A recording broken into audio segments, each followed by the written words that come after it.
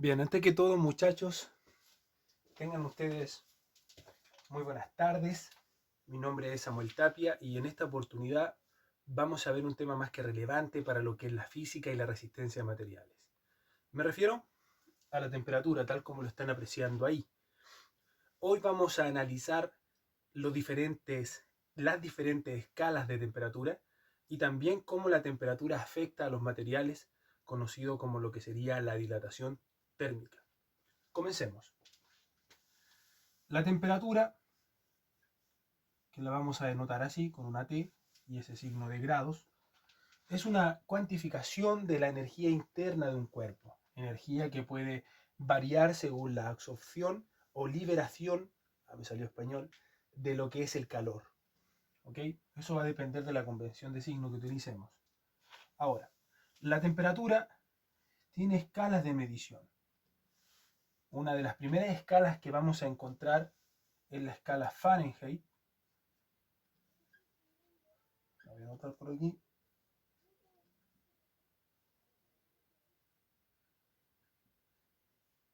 Vamos a encontrar la escala Rankine. Vamos a encontrar la escala de Kelvin. Y vamos a encontrar también la que nosotros estamos habituados, que es la escala de Celsius. Ahí sí va bien. Estas nosotros las podemos comparar según una sustancia muy especial y muy utilizada. Yo creo que ha de ser la sustancia que más he nombrado en todos los cursos, que es la escala, que es el agua, de hecho. El agua alcanza la congelación, es decir, un estado sólido, a 32 grados Fahrenheit. El agua alcanza su ebullición, en el caso de esta escala, a 212 Fahrenheit. La escala Rankine, en comparación, alcanza la congelación, déjenme ver si voy bien, a los 492 grados Rankine. Una R.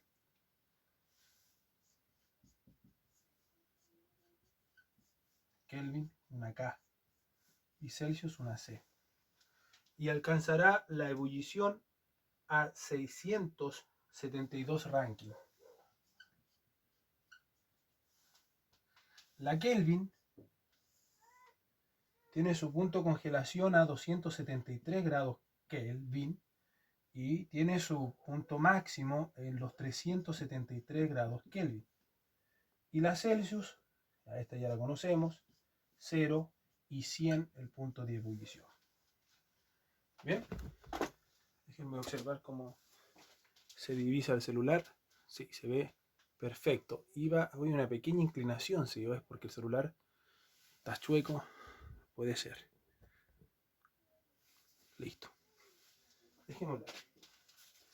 Lo que nosotros vamos a hacer es hallar escalas de conversión. Lo voy a hacer entre lo que es la escala Celsius y la Fahrenheit y la Celsius y la Kelvin. Y les dejaré a ustedes las demás como interacción entre ellas. Vamos a empezar por la que es la más complicada. Supongamos nosotros que queremos medir una temperatura en esta escala. Este es el procedimiento. Un valor C, que no lo conocemos. Y un valor F por acá, que tampoco lo conocemos. Lo que nosotros vamos a hacer es sacar relaciones parciales versus las absolutas. Por ejemplo, vamos a comparar esta proporción que le voy a colocar delta C con esta relación que le voy a colocar delta C mayúscula. Acá estaríamos haciendo exactamente lo mismo, un delta F pequeño contra un delta F más grande. Bueno, comencemos, miren. Voy a comparar este tramo con este tramo. O también lo puedo hacer este tramo versus su tramo más grande, como este tramo versus su tramo más grande. Probemos cómo sería. Ese delta C pequeño equivale a el C, el valor que no conozco, menos 0. La diferencia, ¿ok?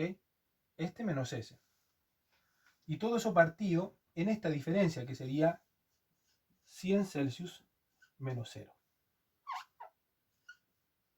Lo que será igual a esta diferencia que está acá, donde le vamos a restar al F, le restamos 32,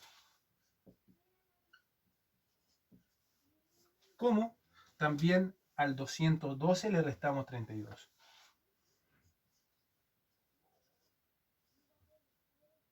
Vamos a olvidarnos por un momento de las unidades. Es evidente que si hago esta resta me va a quedar 0C sobre 100 y por acá me va a quedar F menos 32 partido en la diferencia de 12 menos 32. Veamos a cuánto equivale eso. 212 menos 32 es 180. Vamos a pasar el 100 a multiplicar y nos va a quedar 100 factor de F menos 32 partido en 180. Vamos a simplificar. Podríamos simplificar por 20. 100 partido en 5 nos va a quedar... Ah, no, perdón, dije sobre 20. 100 partido en 20 nos va a quedar acá 5, factor de F menos 32. Y 180 partido en 20, como decir 9 por 2, ¿no? Exacto. Le agregamos un 0 nomás. Me va a quedar esto. Por lo tanto, de ahí nace la famosa expresión 5 novenos de F menos 32. Y esa es la que nosotros utilizaremos como factor de conversión. ¿Ok? Para pasar de Celsius a Fahrenheit. Muy bien. Mientras borro, voy a borrar esta. Con esta no la voy a ocupar. Voy a borrar acá también.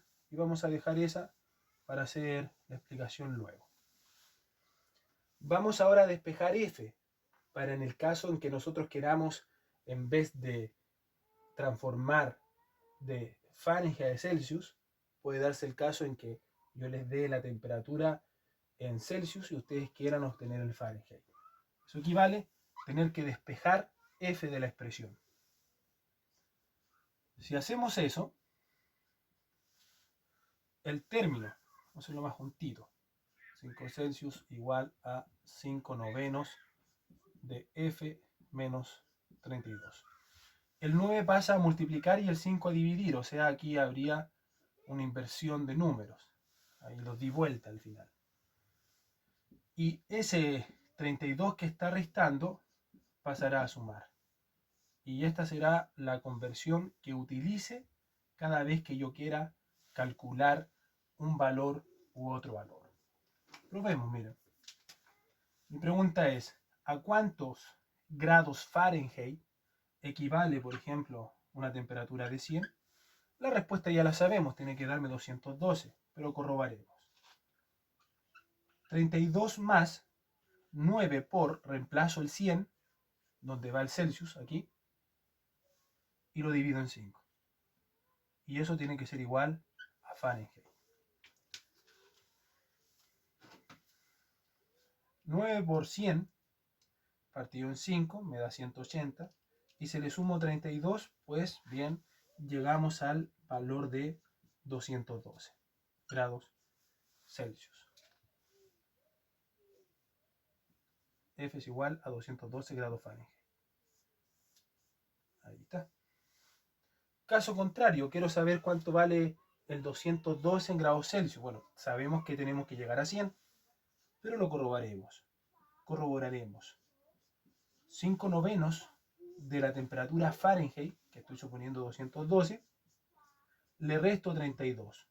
Entonces, resolvemos el paréntesis primero. 312 menos 32. Multiplicamos por 5, dividimos en 9.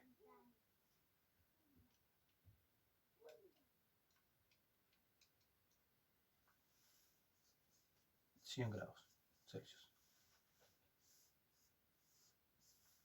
Perfecto. Ahora sacaremos la relación existente entre la escala Kelvin y la escala Celsius. Y les dejaré de tarea a ustedes tener que calcular las relaciones entre las otras escalas.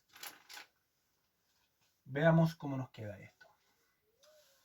Sería lo mismo. Esta porción, que ya sabemos que es esa c desconocida menos 0, partido en el total, que ya sabemos que es 100 menos 0, así que dejamos el 100.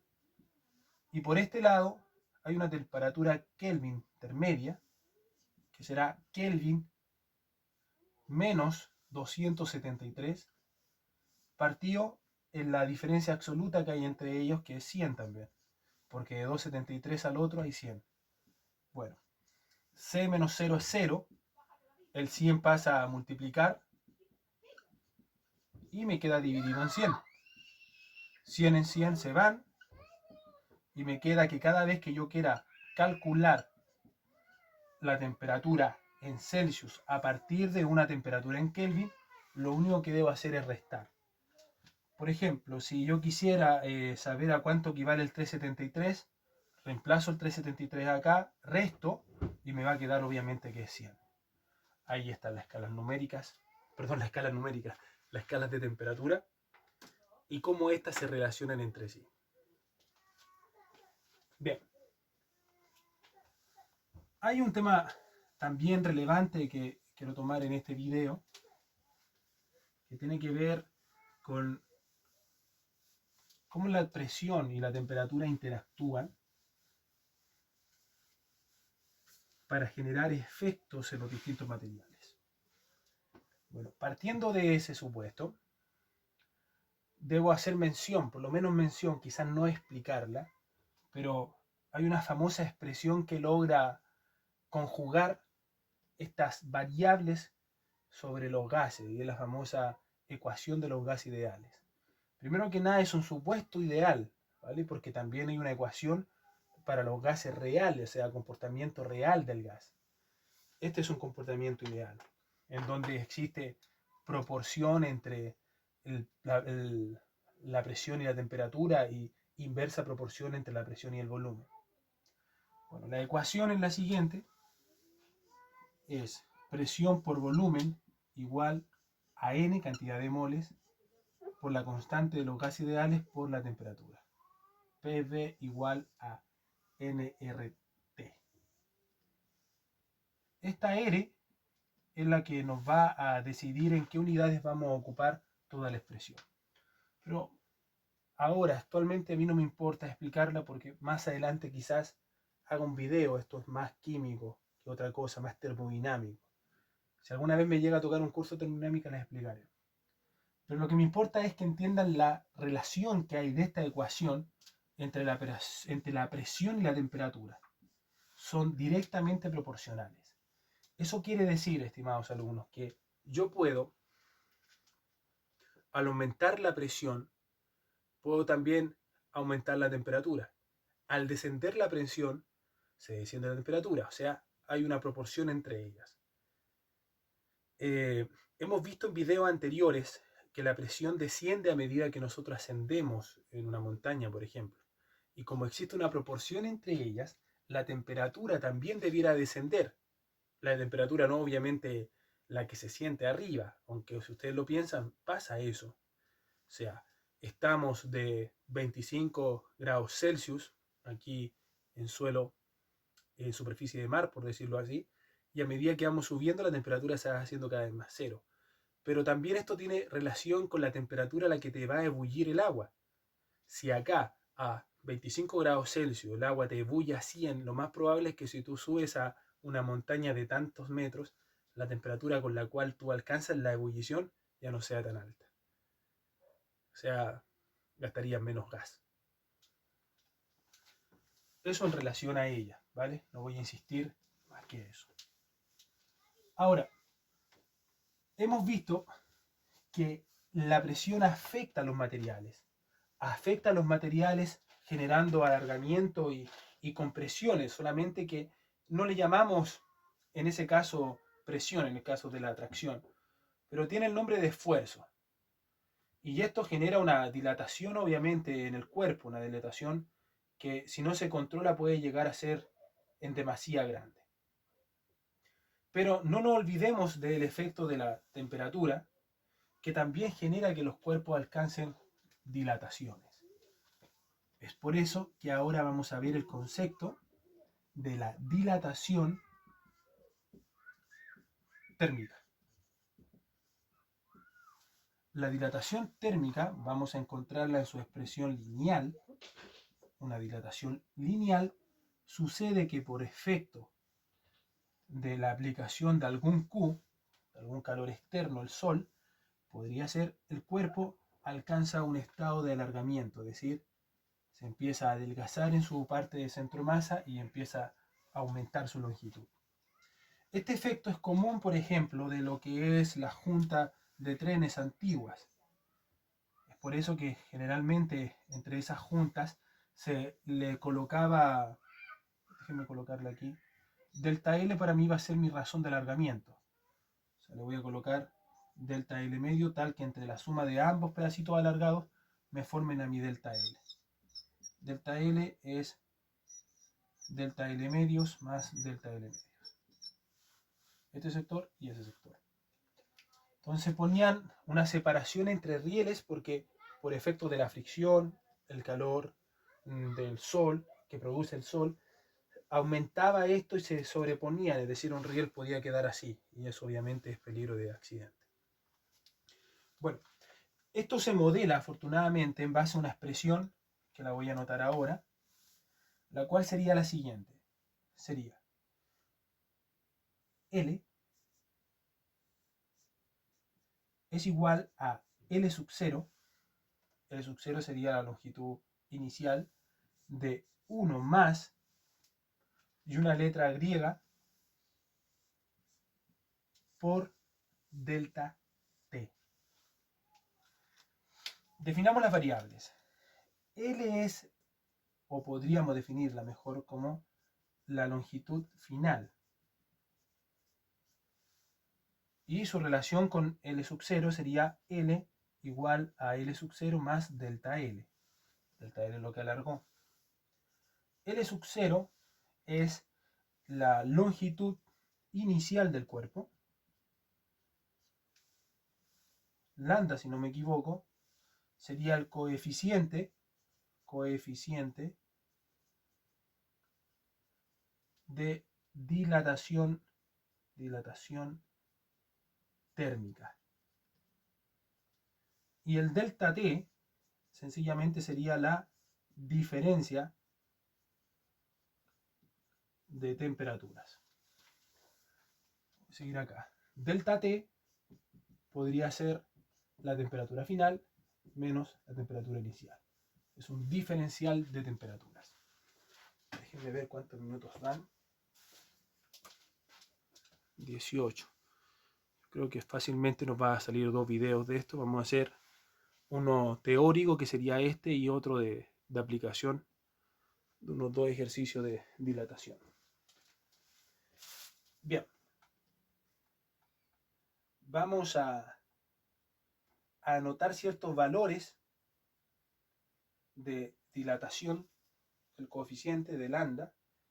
Vamos a anotar para los más característicos que utilizaré, por ejemplo, podría ser para la plata.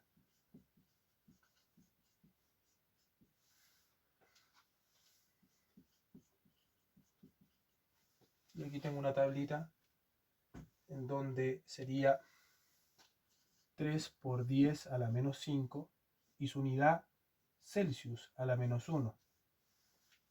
Esa es la unidad, o Kelvin a la menos 1 también. Plomo no, sin tampoco. El aluminio lo vamos a ocupar en algunos ejemplos con un valor de 2.4 por 10 a la menos 5. Celsius a la menos 1. Aluminio al cobre, obviamente no puede faltar el cobre, con un valor de 1.7 por 10 a la menos 5.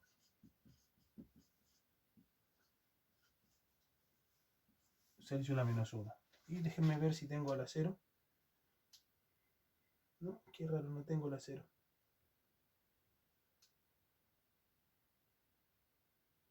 Pues bien, No se olviden, longitud final igual a longitud inicial más una cierta deformación. ¿Ok? De hecho, esta es el lambda de deformación. Aquí podemos podemos evidenciar la expresión. Si yo multiplico L sub 0 por lo de adentro, L sub 0 por lo de adentro, el segundo término va a ser igual a delta L. O sea, delta L no es nada más que otra cosa que L sub 0 por lambda por delta T. Bien, ahora, no tan solo los cuerpos longitudinales como el que vimos son afectados a la dilatación térmica, también los cuerpos que tienen una cierta área. Es decir, vamos a estar hablando de la dilatación superficial. Como bosquejo, déjenme sacar un plumón negro que hay. Bueno, podríamos decir que esta superficie, denotada para nosotros como área, después de un determinado momento, experimentó este alargamiento superficial. Lo he hecho al revés. Ahí. A partir de algo que era de esta dimensión. Ahí se puede expresar lo que yo quiero bosquejar, donde este sería mi A sub 0 y este sería mi A final. Ahora, si eso lo llevamos a una expresión, también la podríamos representar en forma lineal. Y esa expresión sería el área final, que sería esta condición, es igual al área inicial de 1 más sigma por delta t. Si se fijan, lo mismo. En donde este es el área final. Voy a seguir arriba, no sé si se está viendo. Este sería el área inicial. Sigma sería coeficiente de dilatación superficial. Y esa afortunadamente es igual a 2 veces el coeficiente de la dilatación lineal. O sea, conociendo la dilatación lineal, reemplazamos y ya tenemos todo lo que necesitamos. Y, bueno, delta T, diferencia de temperaturas. Eso sería superficialmente. O sea, podríamos decir que el área final es igual al área inicial más un cierto delta de área. Ese cierto delta de área estaría dado por la multiplicación del A sub 0 por sigma por delta T. Y tal como se lo están imaginando, tal y como pudimos observar, hay una dilatación superficial, también existe una dilatación volumétrica, que es lo que voy a representar ahora.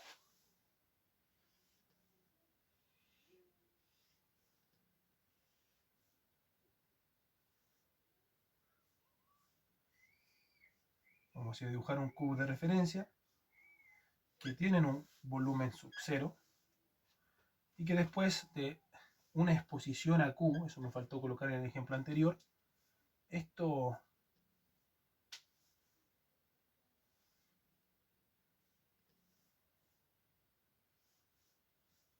me quedó feísimo, pero se entiende a lo que voy, ¿no? No. Descartado para el dibujo técnico, definitivamente. Sería algo así, hacemos el cuadro del medio primero, ahí sí, ahí sí, ahí sí. En donde el cubo inicial está contenido aproximadamente acá. Ahí se entiende. Y ese sería el volumen final. Y adivinen qué, la expresión es exactamente igual. Volumen final es igual al volumen inicial de 1 más gamma, si no me equivoco, creo que era al revés. Hay que ver, vean bien el asunto de las letras griegas, pero bueno. Estaría especificado igual como coeficiente de dilatación volumétrica por delta T. Las variables son V, volumen final, V0 sería volumen inicial,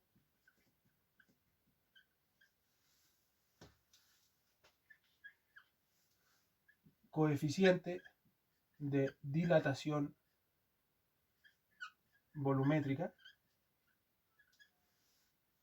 y bueno, delta T, y adivinen qué, esta es 3 veces el coeficiente de dilatación lineal, y delta T, como ya lo hemos visto, es la diferencia de la temperatura final menos la temperatura inicial. Bien, déjenme ver en cuántos minutitos van, porque estamos justo en el tiempo, si es que justo en el tiempo. Estamos a pocos segundos. Bueno, entonces muchachos, sin decir más, bien, entonces sin decir más, como le estaba diciendo, nos despedimos. Está bien muchachos, es gamma y lambda y sigma para el coeficiente superficial. Bueno, me despido formalmente, que Dios los bendiga, nos estamos viendo en una próxima oportunidad, si Dios quiere.